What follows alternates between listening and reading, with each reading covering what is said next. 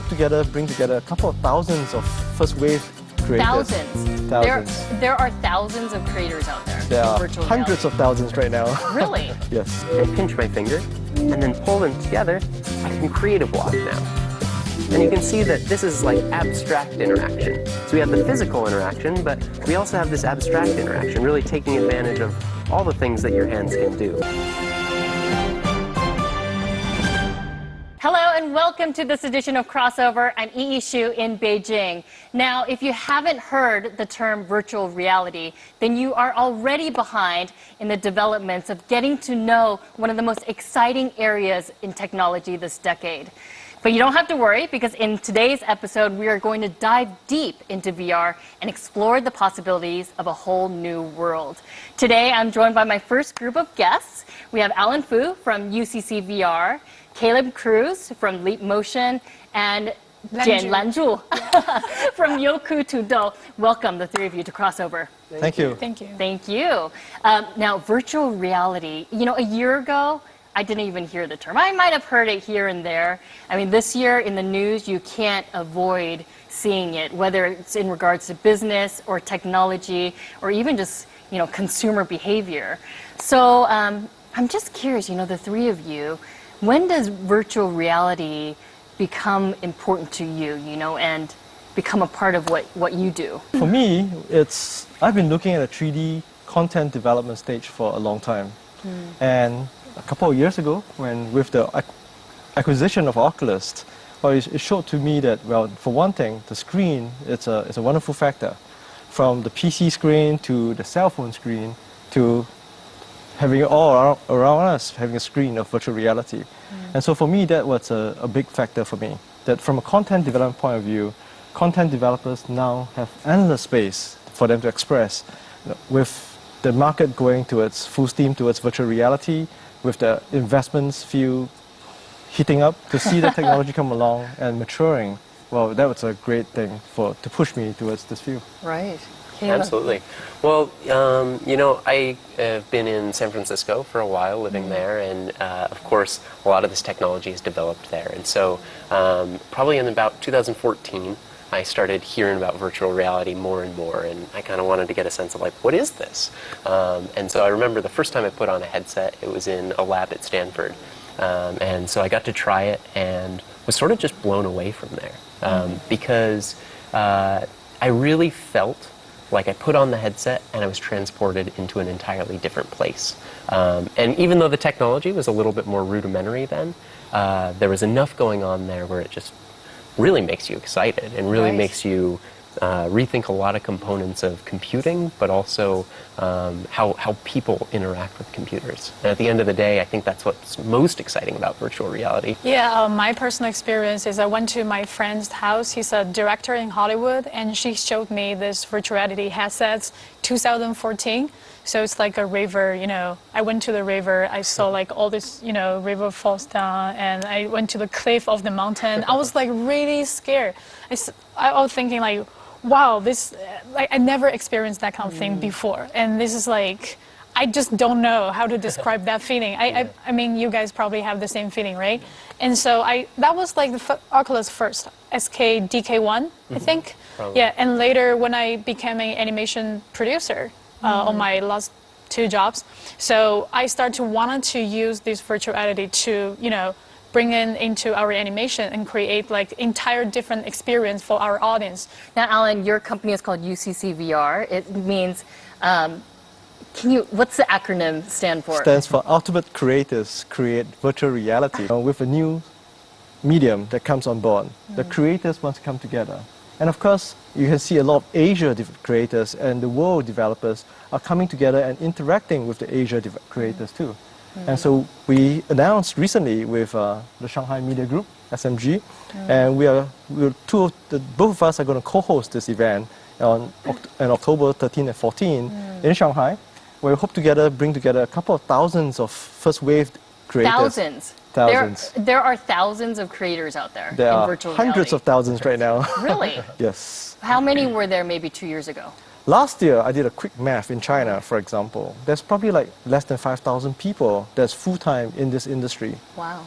This year, with all everyone knowing about virtual reality, my estimation is probably close to about 300,000 people that is either full-time or indirectly involved in the industry.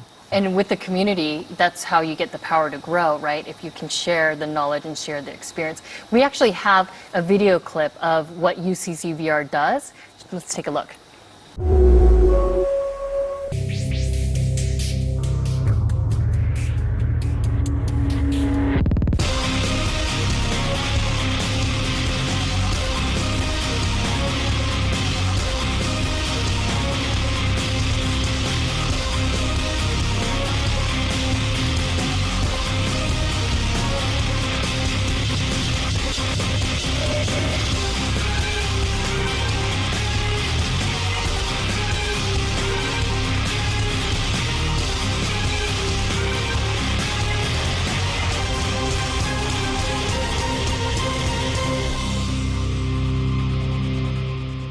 Can you tell us what we just saw there? I mean, I saw some gaming, I saw some speakers at some type of conference. Yep. I also saw in the beginning like some type of showroom, like virtual showroom, maybe. Yep. So the first part of there, you see the community coming together, and those Right. are the offline events that we have where we bring people together. The online events is where we share content and we teach people how to create content in this new medium. Couple of contents you saw there, the games and the furnitures, those are the companies we invested in. So we actually have a fund. We have two Okay. funds actually. The first fund was $10 million US. The second fund is $50 million US, where we are actively investing into talents and entrepreneurs that we see that are creating great content for the medium. So tell me how VR has changed what Leap Motion does. And so what Leap Motion does is we focus on tracking the hands. And so we have a little sensor that sees the position of all of your fingers and hands, and it brings it into the digital world. So you're going to show us how this is done. I'd love to. All right. Yeah. How long did it take you to develop this? So as a company, we've been working on this for about 6 years now. I'll show you what we have here. It's a Leap Motion controller on the front of the headset. And what it'll do is it'll track my hands and I'll be able to see them in virtual reality. So I'm going to go ahead and put this on. How is it tracking your hands? It's just using two small low-resolution cameras. And it looks out at the world and you can see it tracks my hands with great accuracy. And so when I look at these, my brain starts to do something funny. My hands are in the perfect space and they're moving just like my real hands. And so my brain sees these virtual hands as my hands in the virtual environment. So what I'm going to do here is show you a couple different ways of interacting in virtual reality. I'm just playing around with blocks here. And so you can see I can grab a block, I can hold them, and this is the first time that I've been able to hold an object, a digital object, in my hand. And that's pretty remarkable to be able to do something like that. So we can have very physical interaction, like picking things up and stacking them and throwing them and moving them all around. But we can also do some exciting things because we're in virtual reality. So if I put my hands out like this, and I pinch my finger, and then pull them together, I can create a block now. And you can see that this is like abstract interaction. So we have the physical interaction, but we also have this abstract interaction, really taking advantage of all the things that your hands can do, where you're able to just be in this virtual world.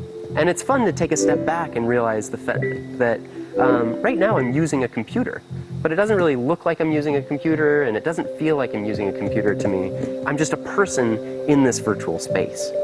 So I'll show you a couple more fun things, different methods of interaction and how they apply to VR. When you think about it, virtual reality needs some sort of input. You're not going to use a keyboard and mouse, you're not going to use a touch screen, and we think you should just use your hands. So when I take a look at my palm, I have this menu that pops out from my hand.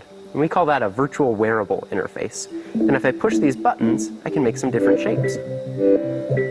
But you can think about how this would be applied to VR more generally. You're going to have to push buttons to launch applications and do all kinds of things. And so we think that this is really important. And once you can make different shapes, you can start to do all kinds of creative things in virtual reality. So here, for example, one of my favorite things to build is like a little catapult, where I can, just launch something off in a very natural and physical way. So I can see this application in something like gaming, even, Yep. for example, a baseball game, like you could catch the ball and you could throw it. Yeah. When will, okay, I'll be honest, Caleb, I Yeah. love this. I think the application is fabulous. Yeah. But the graphics are very basic. Exactly. So when is that hand going to look like my real hand? And when is it not going to be blocks and little, 3D hexagonals? Yeah. When is that going to become an actual football or baseball or something that looks very real? Yeah, I think very soon. Intentionally here, it's very simple, right? Right. Just focusing on interaction. But with the help of the content community, we're seeing more and more graphically intensive applications every day, where Right. you put it on and you just feel like you're actually there. And so it's pretty impressive to see. Well, today's Okay. technology can really do that. Yeah. Exactly what you just mentioned. Right. Yeah. So, I mean, we have been working with Caleb in terms of helping the community get Right. used to this content, the hardware, and developing great contents for this. And today's technology can absolutely do the wonderful content with what you just described. All right. pretty fun. Caleb, thank you so much for the Yeah, thank demonstration. Now, when we come back, we're going to talk more about virtual reality. Please stay with us. China just really will have the critical mass to create really compelling content that makes people want to have a VR experience. With like the effort Youku and Tudo are investing in the VR industry. So we wanted to be a platform. That's always a danger. I mean, with every technology, that's always the people who use it well and then people who abuse it. And welcome back to Crossover, where we're talking about the latest developments in virtual reality. Alan, Lanzhu, what did you think about the demonstration that Caleb just did for us? Wasn't that cool? It was Yeah. very cool. Totally loved it. I can't wait to get my hands on it. Yeah. But to your point earlier about contents, in fact, today we can really make the contents beautiful and wonderful. Just the same thing in the game world based on the technology that Caleb just showed. So you can easily overlay what you've been doing in gaming onto using this type of technology. Beyond just gaming, gaming is just the beginning where you can get the consumers excited very quickly. But Right. in fact, for the furnitures, the program you saw earlier, you can use that to choose furnitures. And we can use that to do online shopping, Right. online tourism. I mean, that technology, with the contents today, absolutely ready. China is probably one of the earliest adopters of technology. We saw that with smartphones and other types of technology, mobile payments. Yeah. And it sounds like VR is the same. I mean, Caleb, I know that you're spending more and more time here in China. Why is that? You're a company Yeah. based in Silicon Valley. Yeah, so we're based in San Francisco, but man, I spend about half my year out in China, and it's just because there's so much VR excitement here. But something is really unique about the Chinese market. Of course, there's a lot of early adopters, and that really helps, right? You look at just a lot of things. I go back to the U.S. and think that we're really in the old school. We still send SMS messages, and nobody pays for things with their phones or anything like that. So obviously, it's an early adopting community. It's also a community that really has embraced mobile gaming. And so they've shown that they're willing to, they kind of master the micropayments kind of a system. So there's Right. real path to monetization. But also something that's very unique is the company structures in China. So in the US, you get companies that are good at one thing primarily. Amazon is good at shopping, Facebook is good at social, but you don't really get companies that are vertically integrated very often. But you get a company like, just to throw out an example, like Tencent. And Tencent has 650 million WeChat users and 300 million users playing just a single game. Right. And that's the kind of company that could make a VR headset, bring it to market, and automatically have just a huge audience, a huge ability to create content, and really make it thrive. So we think that China is going to be, maybe a lot of the initial innovation may come from Silicon Valley. Although we're seeing a lot of exciting developments that start in China. But overall, we think that China just really will have the critical mass to create really compelling content that makes people want to have a VR experience. Right. And to create the market. I mean, the market is Exactly. pretty much here in China. Without content, Right. nothing is going. There's no reason to get a VR headset. Let's talk about content, Yeah. because Youku Tudo is all about content. Yeah, we're and all about content. Right. So, and that's one of the areas that I heard is lacking when it comes to VR. How do you see that? I think that will only be temporary. Yeah. I think with like the effort Youku and Tudo are investing in the VR industry, so we wanted to be a platform for creators, for hardware manufacturers, for investors. So we wanted to be a platform, like an ecosystem involves with anything in VR industry.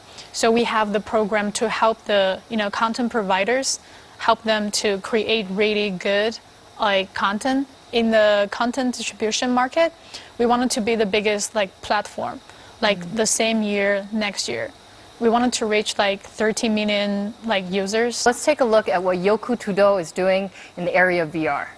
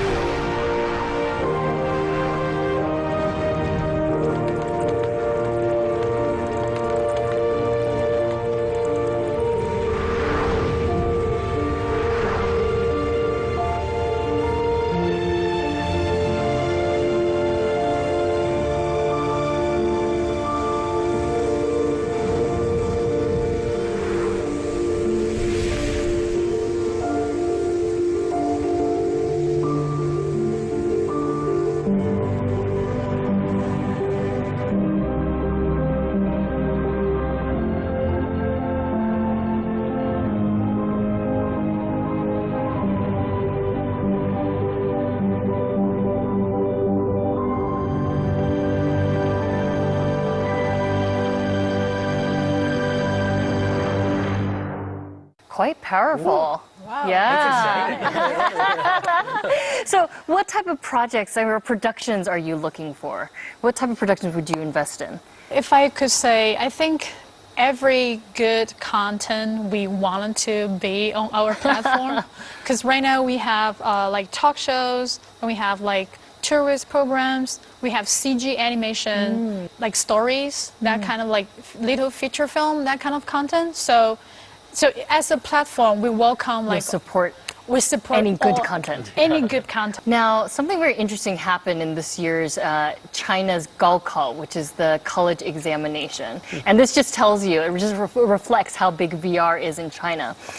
For the Chinese essay part of the Gaokao, the prompt was all about VR. And the prompt was, VR is now a part of our lives. And in the future, there may be a time where the virtual, it's hard to differentiate between what's virtual and what's reality.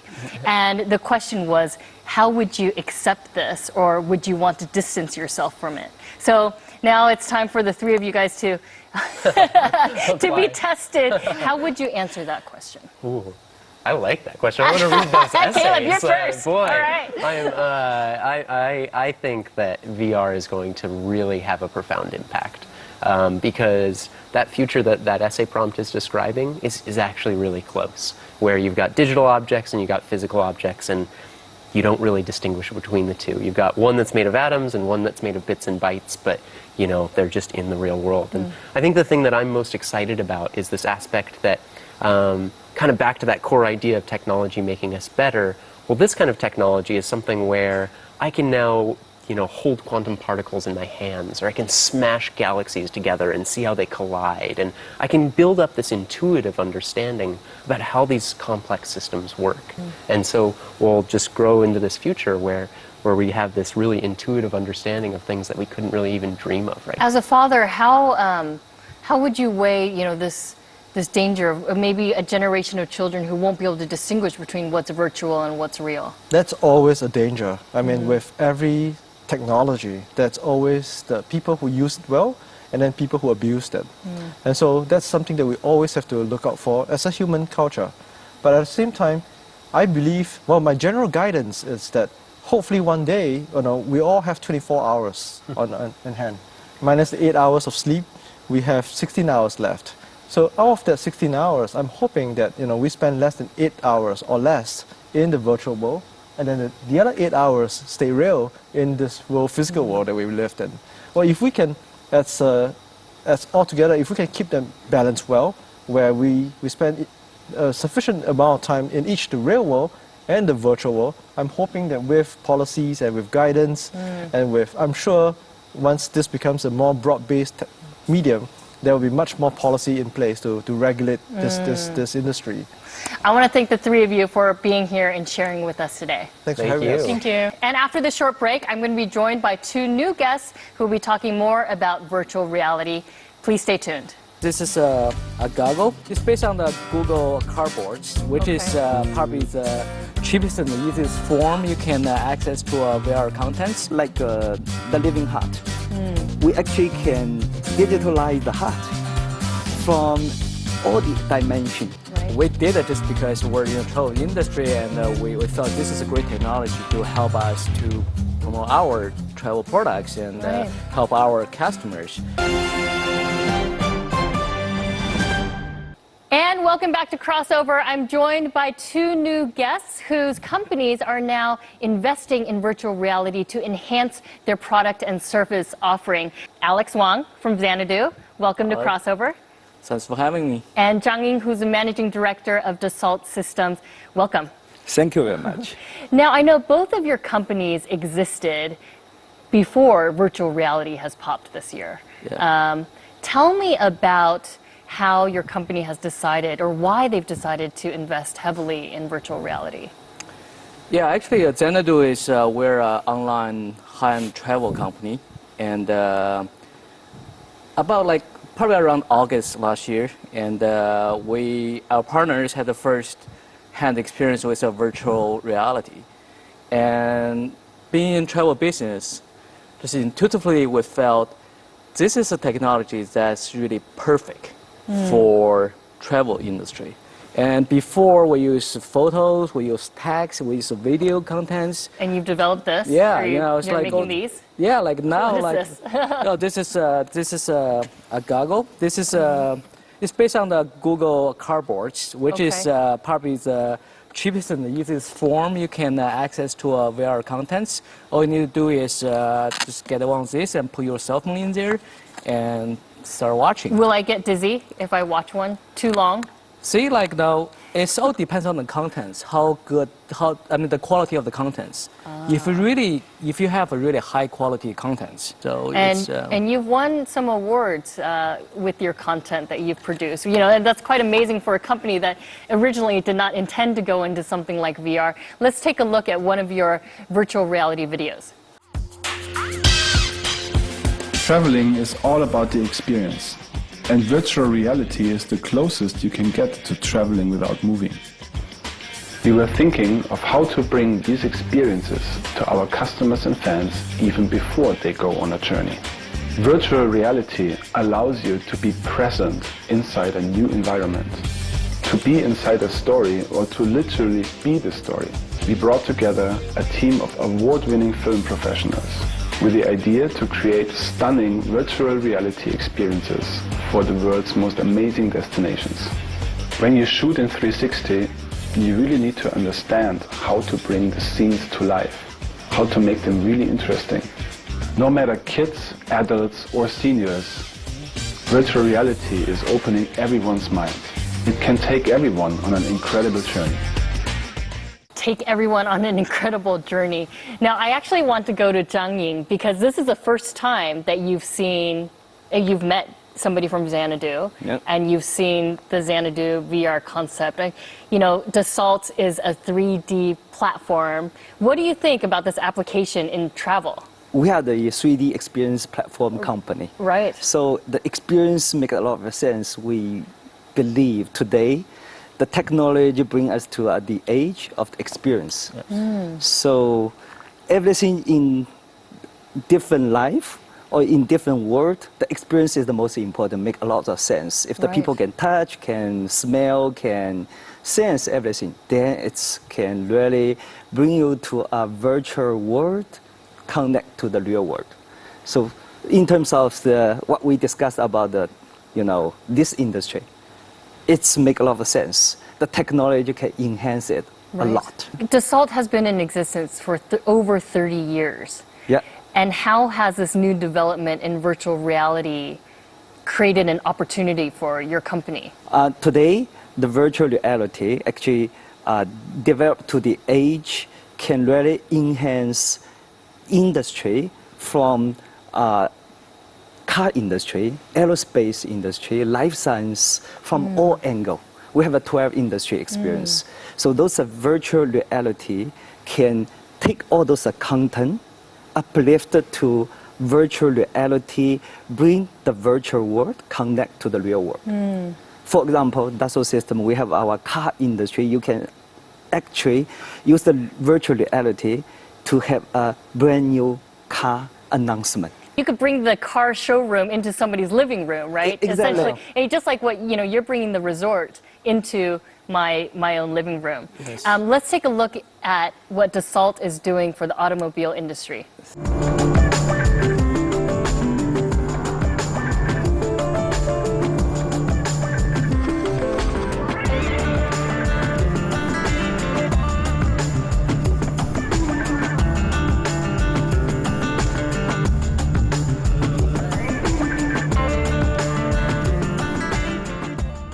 So was that user actually moving the car? Can you imagine this is a virtual car?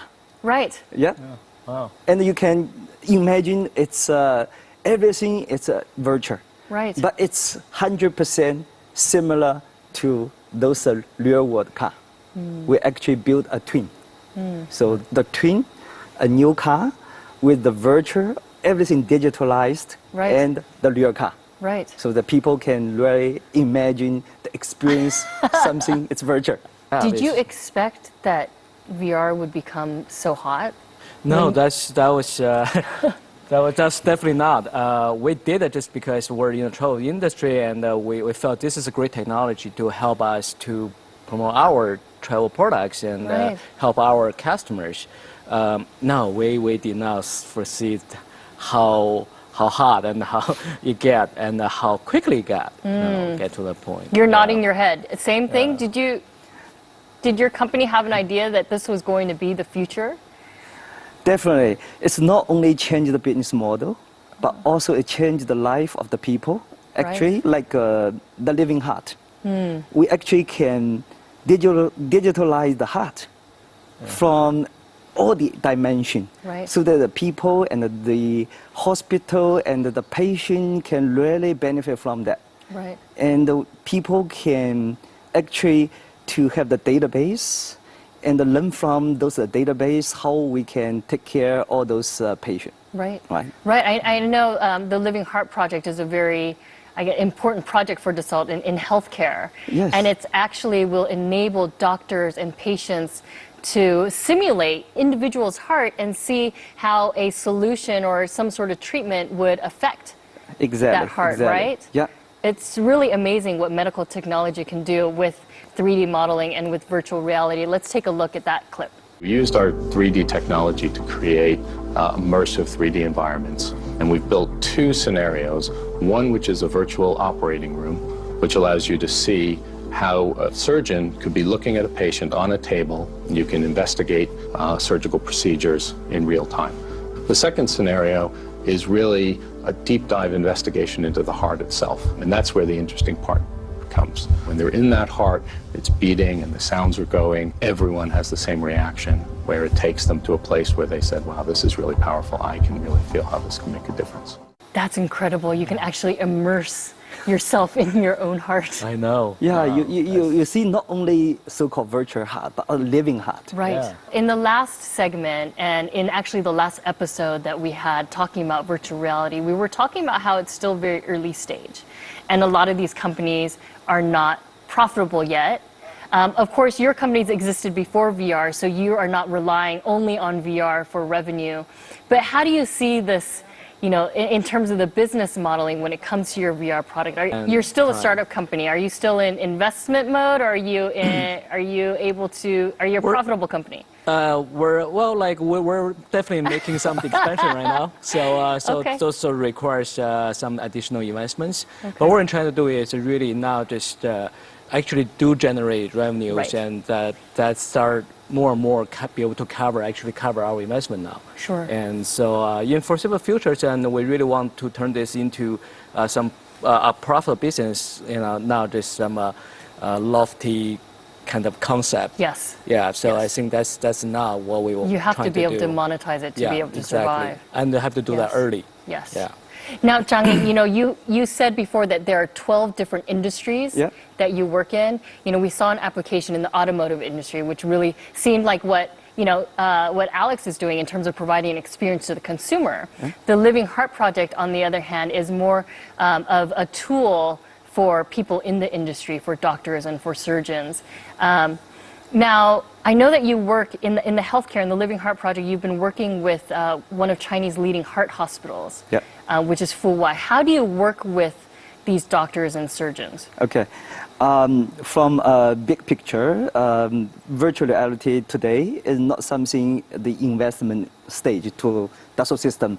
We are already to the stage we commercialized everything. Okay. For example, like Fuwai Hospital, they actually really use our tools, use the virtual reality as one of their key elements to uplift their business, their technology, their situation and environment. So this is number one. Number two, as I told you, we have a 12 industry, like Right. energy, nuclear. They use this type of the technology, actually do the training, simulate everything so that people can learn from the virtual world and to fix the problem in the real world. Today, actually, we are working on some virtual city. Virtual cities. Yeah, can you imagine if we digitalize the whole city, what will happen? For all those tiny things like transportation, like those pollution management, everything you can digitalize, then you Right. can virtualize it, you can touch it, you can make some solution to fix it. Right. So that's something very exciting. Wow, that's incredible. And you can actually create simulations and test different Exactly, scenarios. exactly. All right, well, really exciting development. Thank you, both of you, for being here and sharing with us today. It was really a pleasure. Yeah, thank you for having me. Thank All you. right, well, stay tuned because we're not finished yet with our discussion in virtual reality. In our next segment, we will meet an artist who is now producing his theatrical shows in VR. Please stay tuned. How to use VR to contact with the audience. That's very important. So I have to find the balance in the between. My work style is also bring the audience and into the dream.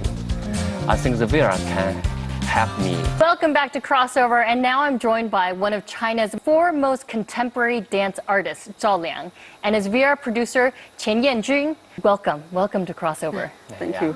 Now, the two of you have produced China's very first VR production in Yes. dance theater. Yes. It's called The T-Spell. Yeah.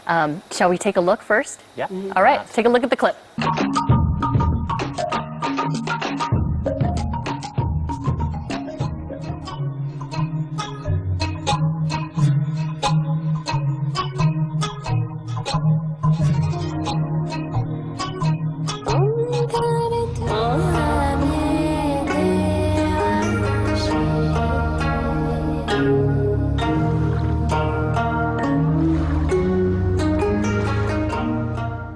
Now, first of all, some of those items that I see in the video clip are here today with us. Yeah. Can you introduce these to me?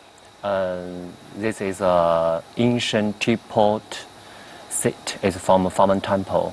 Yeah, like 1,000 years. It's very old stuff. So these were used to make tea. Yes. It's so different from what we use today. Yes, totally different. Before we call it maybe like a cha super, or Right. we Chinese call cha tang. Yeah. So today we only call it's tea like this. Zhao Liang, tell me about your production, The Tea Spell. What is the story about? This piece for me very special. Before I do another piece we call The Dream of Zen, and someone because had this piece and she told me maybe I can do that. After I saw this teapot and I had idea, maybe I can use it and image something like a girl and with different people and they play around and in the theater and make some story. But the story maybe also the tea inside. You can feel that. Yeah. So that's why I think it's very, very important for me. Also, I saw the stage in China. Nobody do anything with the tea culture. Right. Yeah, in the theater. I feel it's so strange, because in normal life, every day and Drinks drinking. tea. Yes. Right. But in a theater, nobody do it. So I don't know why. So I think, yeah, I have to do that. Yeah, so you Why were not? inspired, one, by everyday life, and two, by these beautiful pieces that are thousands years because old. this is a Chinese culture. Right. Yeah, we couldn't lose it. So then I Yeah. have to ask you, why then use a medium that is, so advanced and futuristic as VR? Why did you VR. choose to shoot in VR? Because I think that's for me, it's a challenge also. Also, I think it's very interesting because I use Chinese traditional things, and I think VR is very new things. It's very contemporary, and I mix together, and I really want to see what's happened in the theater or in the seat, and I think also for the audience, it's very interesting, and nobody do it, so why not? I have to try. You always want to try to do the new Yes, things, yes, right? First one. Right. Yeah. Yanjun, now you're the VR producer. Yes. Why did you want to work on this project? Why was it exciting for you? Because I like Zhao Liang's work very much. And also I have a space that is crossover platforms for art and technology. So I just think that it will be wonderful to share his works with VR. Right. And what has been the difficulty in producing this in VR? Was it, I'm sure you encountered issues and problems that you had not encountered Yes. in dance theater before. What Yes. were some of the biggest difficulties and challenges you had to overcome? I think because for everyone, this is very fresh, so nobody knows what will happen in the future. But I think we really wanted to try because nobody knows. Of dance for me and also for the VR the director also. So whatever we do that. How long did it take you to produce the film? So 3 days. Oh, 3 days Yeah. in but terms of before we shooting. prepare maybe 2 months. Like, Right. Yes. Yeah. Yes. Yanjun, VR, you've mentioned you have a crossover platform. It's where art meets Yeah. VR. Yes. How do you see the intersection? It's very new. Yes, I think VR and art could supplement each other. Because artists are good providers for great contents. VR made art better. Did you feel, Zhaolan, that through the VR platform you're able to change the message of your story? Or is the message a little bit different by using VR? I think the VR changed the message for the audience because it's totally different technique. Because normally we are using body language and to express my mind. But after VR, it's totally different. VR is a technology, and I have to thinking how to use technology and to express my mind. Right. So also you have to thinking how to use VR to contact with the audience. Yeah. That's very important. So I have to find the balance in the between. So that's not easy. Right. Yeah. Have your other, friends in this area, in the artistic area, what's their reaction to what you've done? Does it encourage them to want to explore more VR? I think everybody feels amazing. Yeah, what's happened? Because sometimes you just imagine, and suddenly, if you use this class and you saw the VR, after you feel all the world is totally changed, and you feel you're floating somewhere. Right. Yeah, I still remember first time I used the VR in my friend's home, and I feel I'm floating somewhere because I feel I'm standing in the universe, in the sky, and I lost. But this experience for me is very important. I still remember. Also very strong, So you're saying you felt like you completely lost yourself. Yes. Is that the experience that you hope that your audience will Yeah. have, that they lose themselves in your production, Because in your dance? Yeah, because always thinking why the audience want into the theater, because maybe the audience really want to find something, also really want to forget something. So that's why you give them chance and to remind them to I think it's very important. Right. I heard, the application of virtual reality in art is actually a very exciting development for a lot of artists. You know, maybe not only in dance theater, but painters and other graphic artists, especially.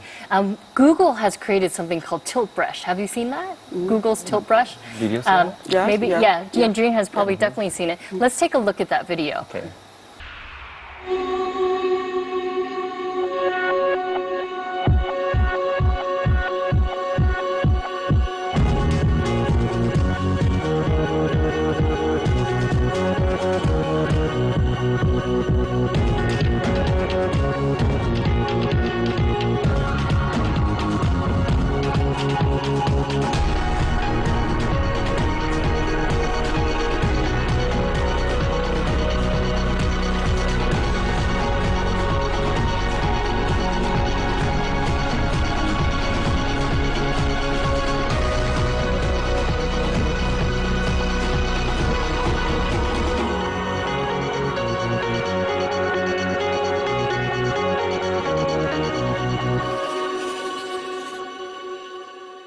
So you were telling me while we were watching the clip that you've tried this. Yeah, I tried it in Shanghai. Yeah, tell me Yes. about that experience.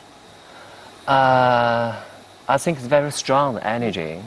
Yeah, and same like the first time I used it, I lost myself. You know, I think for those of us, of course, we're watching this on the TV, so it's 2D. Yeah. But for those of us who are in that virtual experience, you do get lost. You're completely immersed, and to paint yourself all around you 360 in a piece of art or your own painting, that must be a real powerful experience. The art sometimes have to us to beyond something, but the VR is change the timing, change the space, and you lost inside, and suddenly you feel something is totally different, and you can find something inside.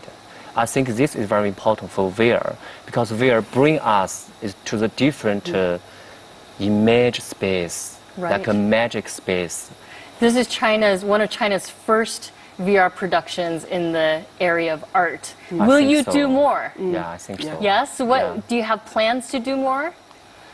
For me, I really want, I hope one day I can maybe make the VR film for my works. Yeah, because my work style is also bring the audience and into the dream. I think the VR can help me. They have no distractions. They can just think about, Yes. like you said, be lost. Yes. VR is growing fast, but for artists, that is a new world. Right. So I want to help artists to make their amazing ideas to come true. So you're hoping to connect artists to this type of technology. Yes, yeah. All right. I want to thank both of you so much for joining us today. Yeah. And for sharing your production. It's really been great. And I only look forward to more and more exciting productions from both of you. Thank you. Thank you. Thank you. And thanks to our viewers at home for tuning in with us today. We'll see you next weekend on Crossover. Bye for now.